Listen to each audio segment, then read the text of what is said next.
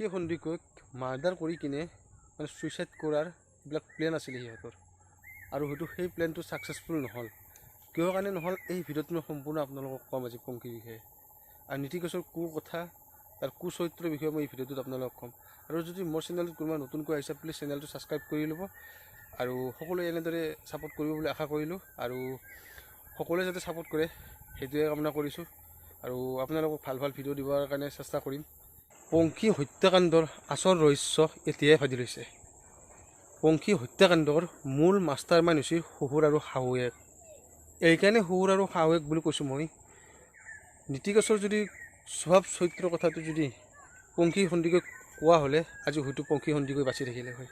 যে নীতিকেশে এজনী দুজনী ছোৱালীৰ লগত নহয়, তাৰ মানে পৰকীয়া প্ৰেম বহুত কেইজনী মাইকীয়ে হওক ছোৱালী হওক বহুত কেইজনীৰ লগত আছিলে, গম পাইছে আপোনালোকে?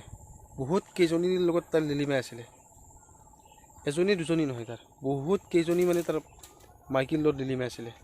আৰু সেই কথাটো ঘৰৰ মানুহে মানে সম্পূৰ্ণভাৱে লুকাই দিছিলে নীতিকেশৰ পৰা, যে সম্পূৰ্ণভাৱে লুকাই দিছিলে পংখী সন্দিকৈৰ পৰা, যে পংখী সন্দিকৈ গম পালে হয়তো ইয়াৰ পৰা আঁতৰি যাব বুলি, সেইকাৰণে কথাবিলাক পংখী সন্দিকৈৰ পৰা লুকাই থৈছিলে।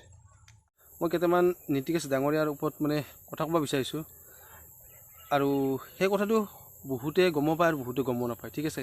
যিখিনি গম নোপোৱা মানুহ সেইখিনিক মই কথাখিনি ক'ব বিচাৰিছোঁ, আৰু আপোনালোকে ভিডিঅ'টো স্কিপ নকৰি শেষলৈকে চাব, ঠিক আছে?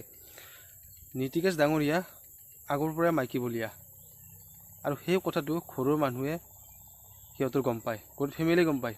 সেই যে মাইকীৰ প্ৰতি দুৰ্বলতা আছে, আপোনালোকে কেছটো গম পাইছে? সেই যে মানে আনৰ মাইকীৰ প্ৰতি মানে দুৰ্বলতা আছে, সেই কথাটো মানে সিহঁতৰ ঘৰৰ মানুহে গম পায়। সেই কথাটো কিন্তু পংখী সন্দিকৈক মানে কেতিয়াও কোৱা নাছিলে। পংখী সন্দিকৈৰ পৰা কথাবিলাক মানে লুকাই ৰাখিছিলে। আপোনালোকে যি শুনিছে মোৰ অনুভৱ ঠিকেই শুনিছে।